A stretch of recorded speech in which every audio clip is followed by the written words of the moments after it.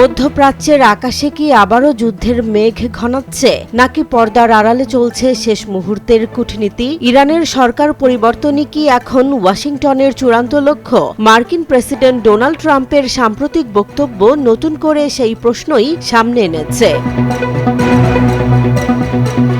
ইরানের সরকার পরিবর্তন হলে সেটিই হবে সবচেয়ে ভালো ঘটনা, এমন মন্তব্য করেছেন মার্কিন প্রেসিডেন্ট ডোনাল্ড ট্রাম্প। শুক্রবার সাংবাদিকদের সঙ্গে আলাপকালে তিনি বলেন, প্রায় ৪৭ বছর ধরে চলা নিষ্ফল আলোচনা ও বাড়তে থাকা উত্তেজনার প্রেক্ষাপটে ইরানের বর্তমান শাসন ব্যবস্থার পরিবর্তনই আদর্শ সমাধান। বার্তা সংস্থা রয়টার্সের প্রতিবেদনে বলা হয়, ট্রাম্প দাবি করেন দীর্ঘদিন ধরে আলোচনার নামে সময় ক্ষেপণ করেছে তেহরান। তার ভাষায়, তারা শুধু কথা বলেছে। এই সময়ের মধ্যে আমরা বহু মানুষকে হারিয়েছি, কারো হাত, কারো পা, কারো মুখ উড়ে গেছে। তবে একই সঙ্গে ট্রাম্প বলেন, সঠিক ও কার্যকর কোনো চুক্তি হলে যুক্তরাষ্ট্র হামলার পথ বেছে নেবে না। কিন্তু বাস্তবতা হলো, ইতিহাস বলছে ইরান সেই ধরনের কোনো চুক্তিতে এখনো পৌঁছাতে পারেনি। তার মতে, আমি যদি একবার চুক্তিটি করতে পারি, সেটি সবার জন্যই ভালো হবে।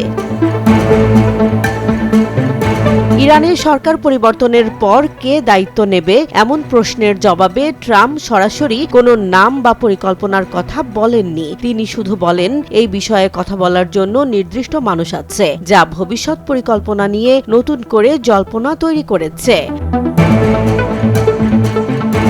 এদিকে রাজনৈতিক বার্তার পাশাপাশি সামরিক প্রস্তুতিও জোরদার করেছে ওয়াশিংটন। মধ্যপ্রাচ্যে আরও একটি বিমানবাহী রণতরী পাঠানোর ঘোষণা দিয়েছেন ট্রাম্প।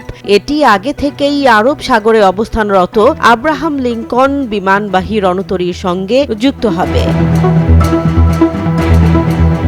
এই ঘোষণাটি এমন এক সময়ে এলো যখন ওমান সহ বিভিন্ন মাধ্যমে যুক্তরাষ্ট্র ও ইরানের মধ্যে পরোক্ষ আলোচনা হলেও কোনো দৃশ্যমান অগ্রগতি হয়নি। অন্যদিকে তেহরান স্পষ্ট করে জানিয়েছে, যুদ্ধ চাপিয়ে দেয়া হলে তারা তার জন্য পুরোপুরি প্রস্তুত।